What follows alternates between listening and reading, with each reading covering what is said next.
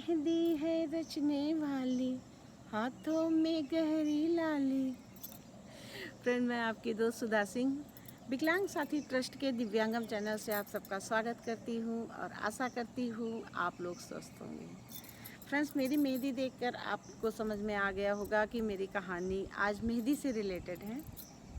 और मेरी कहानी में आज मैं अपनी कहानी की शीर्षक आप सबको नहीं बताऊंगी, क्योंकि मैं चाहती हूँ कि आप सब लोग मेरी कहानी सुन के उसमें छिपे हुए शीर्षक को कमेंट बॉक्स में लिखिए, और जिसका शीर्षक मेरी कहानी के शीर्षक से मैच करेगा, मैं उसकी पसंद की कोई एक कविता या कहानी अपने यूट्यूब चैनल पर सुनाऊंगी और उसका नाम अपने यूट्यूब चैनल पे लूँगी।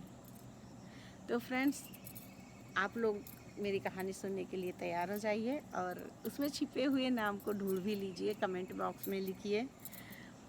मेरी कहानी आज एक ऐसी लड़की की कहानी है जिसकी एक परिस्थिति की वजह से उसकी शादी नहीं होती है, लेट होती है, और लोग उसे ताना देते हैं कि अब इसके घर वाले इसकी शादी नहीं कर पाएंगे, और बहुत सारी बातें ऐसा बोल देते हैं जिससे उस लड़की का दिल तार तार हो जाता है। मेरी कहानी एक ऐसी ही लड़की की कहानी है। सिया नाम की एक लड़की होती है जिसकी एक छोटी सी फैमिली होती है। मम्मी पापा भाई बहन होते हैं, और उसके पापा पैरालिसिस होते हैं जिसकी वजह से वो बिस्तर पर पड़े रहते हैं। सिया के ऊपर ही पूरी जिम्मेदारी होती है। उसके भाई बहन अभी पढ़ रहे होते हैं, घर की सारी जिम्मेदारी होती है। सिया ट्यूशन का काम करती है, ट्यूशन देती है बच्चों को, और साथ में कैटरिंग का काम करती है, और उस शादी विवाह में मेहंदी वगैरह लगाने का काम करती है, जिससे 2-4 हज़ार रुपये आ जाते हैं, जिसमें पापा की दवाएं, भाई बहन की फीस निकल जाता है। इसी तरह उसका किसी तरह घर का खर्चा चलता है। कैटरिंग का काम उसकी ही ट्यूशन जहाँ वो पढ़ा रही होती है उसी में से एक बच्चे के पापा ने उसकी परिस्थिति को देखकर दिया होता है, और सिया बहुत ईमानदारी से कैटरिंग का काम निभाती भी है।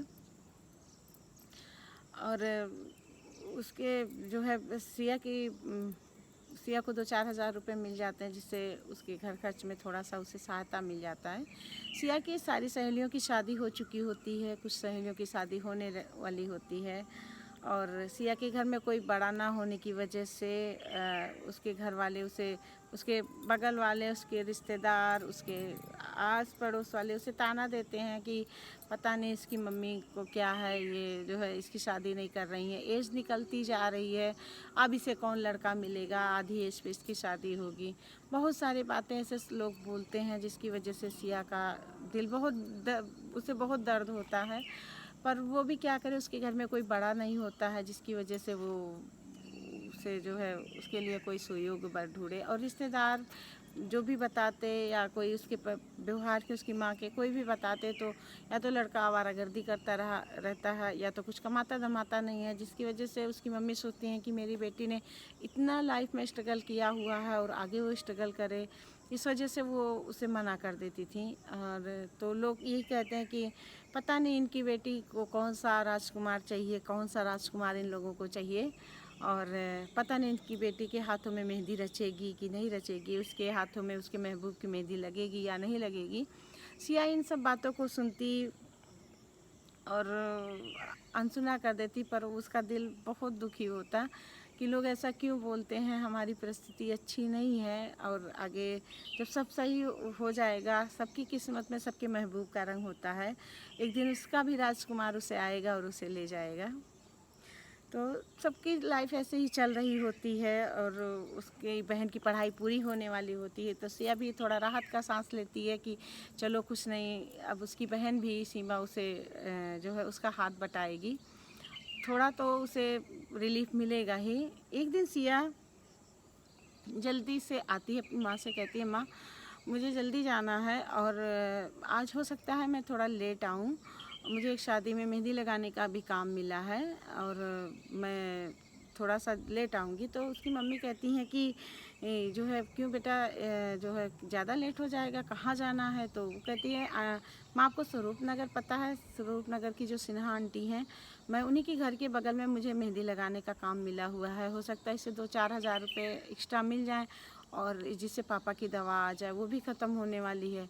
तो उसकी माँ कहती हैं ठीक है बेटा, तो जब तुम वहाँ जा रही हो सिन्हा आंटी के यहाँ रुक जाना, रात में आना कोई ज़रूरी तो नहीं, लड़कियों के लिए सेफ भी नहीं होता। तो वो कहती है नहीं मम्मी, मैं सिन्हा आंटी के यहाँ तो नहीं रुक सकती, क्योंकि वो बार बार मेरी गरीबी पर ताना देंगी और अपनी अमीरी का बखान करेंगी, जो कि मुझे से बर्दाश्त नहीं होगा। तो मैं उनकी अमीरी का गाथा सुनने उनके यहाँ नहीं जाऊँगी, मैं रात में चली आऊँगी। तो उसकी माँ कहती हैं कि बेटा ठीक है, अकेले मत आना, किसी को साथ लेना और फिर आना। तो सिया कहती है ठीक है माँ, कह के वो निकल जाती है। पर वो उस लड़की के घर पहुंचती है जहाँ पे शादी होना रहता है, वहाँ पे उसे कैटरिंग का भी काम मिला रहता है। तो वो जाके हलवाई से पहले हलवाई का काम देखती है और पूछती है कि सारा काम यहाँ पे सब सही है और किसी चीज़ की ज़रूरत तो नहीं है, मैं ले आऊँ। तो हलवाई कहता नहीं दीदी, कुछ नहीं ज़रूरत है, आप कल जब आइएगा तुम बादाम ले आइएगा थोड़ा, जो कि मुझे कल ही ज़रूरत पड़ेगी उसकी। तो सिया कहती है ठीक है, और वो इतना कह के वो अंदर आ जाती है और मेहंदी लगाने के लिए दुल्हन से कहती है कि मैं मेहंदी आइए मैं मेहंदी लगा देती हूँ। और वो इतना कहकर वो अपने बैग से मेहंदी की बुक निकालती है, एक गिलास पानी पीती है और दुल्हन को मेहंदी लगाना शुरू कर देती है। दुल्हन को मेहंदी लगाते लगाते जो है उसके हाथ में मेहंदी छूट के दुल्हन के हाथ से उसके हाथ में लग जाती है। तो एक आंटी होती हैं, वो पूछती हैं कि बेटा तुम्हारी शादी हुई क्या? तो सिया शर्मा जाती है, कहती है जी नहीं आंटी। तो वो कहती हैं कि अरे बेटा अब तुम भी तैयारी कर लो, क्योंकि जिसके हाथ में दुल्हन के हाथ की मेहंदी लगती है उसकी शादी जल्दी हो जाती है, तो तुम भी तैयारी कर लो अब ससुराल जाने की। वो कहती हैं तो सब लोग हंसने लगते हैं। इसी बीच सिन्हा आंटी अंदर आ रही होती हैं। वो कहती हैं ये कौन सी बड़ी बात है बहन जी, इसके हाथों में तो ना जाने कितनी दुल्हनों के हाथ की मेहंदी लग चुकी है, पर इसकी किस्मत में इसके महबूब की मेहंदी नहीं है। तो सिया एकदम डबडबा जाती है उसकी आँखें, और वो किसी तरह खुद को संभालती है और मेहंदी पूरा करती है। पर जो दुल्हन की मौसी होती हैं वो कहती सिया के पास आके बैठती हैं और बोलती हैं बेटा तुम परेशान मत हो, लोगों का काम ही है कहना, कहने दो, और तुम इतना टेंशन मत लो। इनको तो ऐसे लोगों की आदत होती है दूसरों का दिल दुखाना। सिया सर हिलाती है और फिर मेहंदी लगाना शुरू कर देती है। दुल्हन की बहनों को, उनके रिश्तेदारों को, सबको मेहंदी लगा रही होती है। पर सिया इसी बीच देखती है कि एक औरत उसे बहुत ध्यान से उसकी तरफ देख रही है। सिया डर जाती है कि ये आंटी मुझे इतने ध्यान से क्यों देख रही हैं, मैंने ऐसी क्या गलती कर दी है जिसकी वजह से ये मुझे इतना ध्यान से देख रही हैं। तो वो थोड़ी देर उधर देखती है और फिर इसके बाद फिर अपना हटा लेती है नज़र, और सबको मेहंदी लगाने के लिए मेहंदी लगाती है और मेहंदी कंप्लीट भी करती है। और जब सबकी मेहंदी कंप्लीट हो जाती है तो आंटी आके उसके पास सामने अपना हाथ कर देती हैं कि बेटा मेरे हाथों में भी मेहंदी लगा दो, और क्या मुझे मेहंदी नहीं लगाओगी तुम? तो सिया कहती है क्यों नहीं आंटी, और वो कांपते हाथों से उनका हाथ पकड़ती है और उसमें मेहंदी लगाना शुरू कर देती है। तो आंटी उसके हाथ कांपते रहते हैं तो समझ जाती हैं कि ये डर रही है, तो कहती डरो मत बेटा, तुम आराम से मेहंदी लगाओ। तो कहती है जी आंटी कहकर वो मेहंदी लगाने लगती है। तो आंटी पूछती हैं बेटा तुम्हारे घर में कौन कौन है, तुम्हारे पापा क्या करते हैं? तो सिया कहती है आंटी मेरे घर में मम्मी पापा भाई बहन हैं, पर मेरे पापा पहले जॉब करते थे, अब इस समय पैरालाइज हो गए हैं तो बिस्तर पर पड़े रहते हैं। तो आंटी पूछती हैं कि इसका मतलब तुम्हें ही पूरे घर की जिम्मेदारी संभालनी होती है? तो सिया कहती है जी आंटी मैं ही पूरा घर संभालती हूँ। और इसी तरह बातें करते करते मेहंदी कंप्लीट हो जाती है। आंटी ने सिया के सर पर बहुत प्यार से हाथ फेरा और उसे आशीर्वाद ढेरों दिया, और सिया फिर उठी और उसने केटरिंग का काम देखा। केटरिंग का काम लगभग पूरा हो गया था, दूसरे दिन बारात आने वाली थी। वहाँ पे उसने एक लड़का था छोटू, जिसको सिया भाई की तरह मानती थी, वो भी सिया को बहुत मानता था। उसने छोटू से कहा छोटू मुझे घर छोड़ दो, रात बहुत हो गई है और मैं अकेले कैसे जाऊंगी? तो छोटू कहता है दीदी आप अकेले क्यों जाओगी, मैं चलिए मैं आपको छोड़ देता हूँ, फिर मैं यहाँ आ जाऊँगा, मैं देख लूँगा सब। तो छोटू उसे गाड़ी पे बैठाता, उससे पूछता दीदी कुछ हुआ है क्या आज, आप इतनी उदास क्यों हो? तो सिया की आंखों में आंसू आ जाते हैं सिन्हा आंटी को सोच के। कहते नहीं भाई कुछ नहीं हुआ है, बस थोड़ा सा थक गई हूँ, आराम कर लूँगी, बस सही हो जाएगा। और कल कितने बजे तक जो है मैं आ जाऊँ? तो कहता है दीदी आप आराम से आइएगा, मैं वहाँ पे देखे रहूँगा सब, आप चिंता मत करिएगा। तो सिया घर पहुँचती है, रात के लगभग 1 बज रहे होते हैं। सिया सोने के लिए जाती है और माँ से कहती है कि माँ मुझे सुबह 6 बजे तक जगा दीजिएगा, क्योंकि मुझे ट्यूशन भी जाना है और वहाँ शादी में भी कैटरिंग का काम देखना, तो वहाँ भी जाना है। तो माँ सोचती है कि मेरी बच्ची इतनी थकी हुई है, मैं इसको कैसे जगाऊंगी? तो वो हाँ तो कर लेती हैं, पर उसे सुबह जगाती नहीं है। सुबह सिया की आंखें करीब 7 बजे खुलती है। तो सिया मम्मी के ऊपर गुस्सा करती है, ये क्या मम्मी आपने मुझे जगाया नहीं, आप जानती हो लेट हो जाएगा, अभी मुझे ट्यूशन भी जाना है और मैं कैसे सब मैनेज करूँगी? तो उसकी मम्मी कहती बेटा आराम से, कोई दिक्कत नहीं है, और आराम से तुम ट्यूशन भी चली जाना और वहाँ भी चले जाना, वहाँ पे तो छोटू है ही, तुम काहे इतना परेशान हो रही हो? फिर भी सिया जल्दी से फ्रेश होके आती है और हाथ में एक पराठा रसोई से उठाती है और निकल जाती है। तो उसकी माँ कहती है अरे बच्चा खाना तो खा ले, तू खाना भी इसी तरह खाते हुए जा रही है चलते चलते। तो कहती माँ बाद में आके खा लूँगा, अभी बहुत काम है। उसकी माँ अपनी बच्ची को एकटक देखती रहती हैं कि उसकी बच्ची कितना मेहनत करती है इसके घर के लिए और कितना सब कुछ सबका कितना ख्याल रखती है। बहुत ज़्यादा ये मतलब उसको देख के उनकी माँ की आंखें भर आती हैं। वक्त ऐसे ही कट रहा था और वहाँ पे सिया शादी में पहुँचती है और वहाँ पे देखती है, वहाँ पे सब लोग तैयार हुए होते हैं और वो सबको तैयार भी करती है। कुछ लोग कहते हैं कि मेरे साड़ी में पिन लगा दो, कोई कहते हैं कि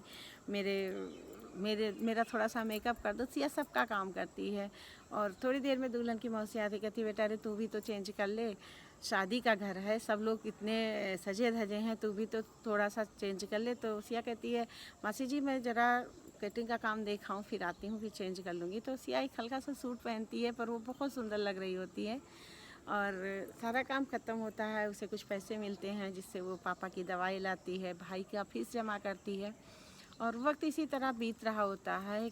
एक दिन उसके घर में उसकी पड़ोस की एक आंटी, नीना आंटी होती हैं, वो आती हैं और चाय नाश्ता होता है। तो उसकी मम्मी से कहती हैं कि दीदी आपने कहीं सिया के लिए कोई लड़का ढूंढा है?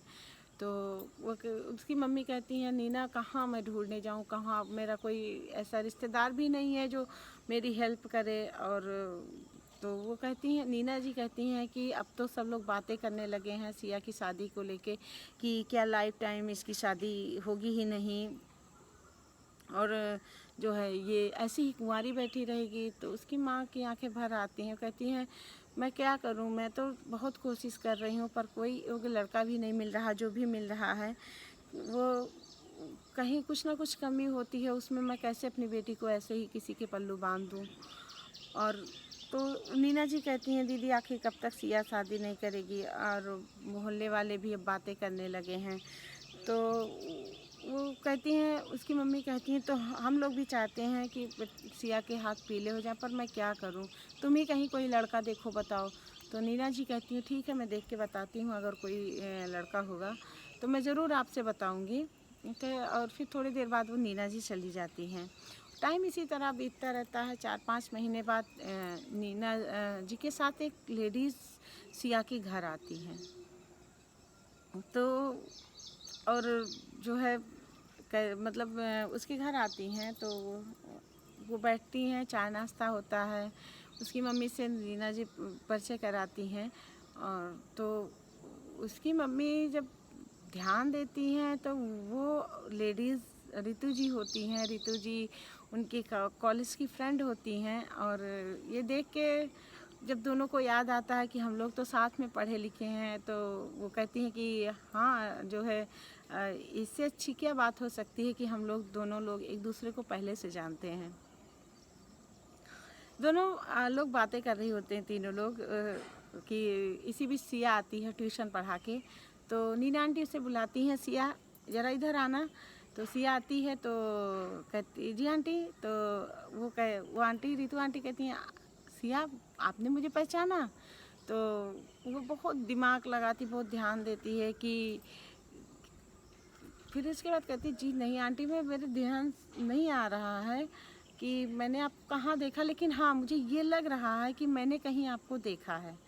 तो इस पर वो कहती हैं कि तुम्हें स्वरूप नगर याद है? तो वो कहती है स्वरूप नगर, हाँ आंटी मुझे याद है, वहाँ पर शायद हम मिले थे। तो सिया को याद आ जाता है, वो आंटी याद आ जाती है, कहती जी आंटी हाँ हाँ हमें याद है, और हम लोग वहीं पे मिले हुए थे। तो आप इतने दिन बाद हमसे मिली, सॉरी मुझे ध्यान नहीं रहा। तो वो आंटी बोलती हैं कोई बात नहीं बेटा, हम लोग एक ही थोड़ी टाइम के लिए मिले थे, इतना कौन याद रखता है।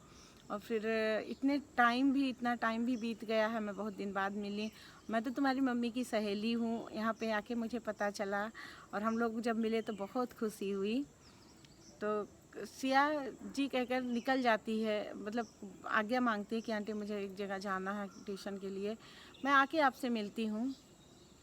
तो वो कहती हैं ठीक है। तो थोड़ी देर बाद दोनों सहेलियों में, उनकी मम्मी और रितु आंटी में बातें होती हैं। तो रितु आंटी कहती हैं कि मुझे तुमसे कुछ चाहिए, क्या मैं तुमसे मांग सकती हूँ? तो उसकी मम्मी कहती हैं कि हाँ क्यों नहीं, तुम भाई हम लोग फ्रेंड्स हैं, कुछ भी बोलो। तो रितु आंटी कहती हैं कि देखो मेरे पास सब कुछ है, मेरा बेटा अच्छा खासा कमाता है, कोई कमी नहीं है, कोई लत नहीं है उसके अंदर, और हमारा बहुत अच्छा बिजनेस है, मेरा इकलौता बेटा है। मैं अपने बेटे के लिए आपकी बेटी का हाथ मांगती हूँ। तो इस पर उसकी मम्मी की आंखों से स्तब्ध हो जाती हैं, और खुशी के आंसू की मम्मी की आंखों से झरझर बहना शुरू हो जाता है। वो समझ नहीं पाती कि मैं इसमें क्या आंसर दूँ। तो फ्रेंड्स, इसी के आगे मैं आगे की कहानी आप लोगों को सुनाऊंगी, और मैं आशा करती हूँ आप लोगों को मेरी इस कहानी का शीर्षक भी समझ में आ गया होगा। तो मैं इंतज़ार करूँगी आपके कमेंट का। आप लोग अपने कमेंट दीजिएगा, और हमारे दिव्यांगम चैनल को लाइक कीजिएगा, सब्सक्राइब कीजिएगा, और जो है हम लोगों को अपना प्यार दीजिएगा, हमारा वॉच टाइम भी बढ़ाइएगा। आप लोगों से हाथ जोड़कर विनती है। Thank you.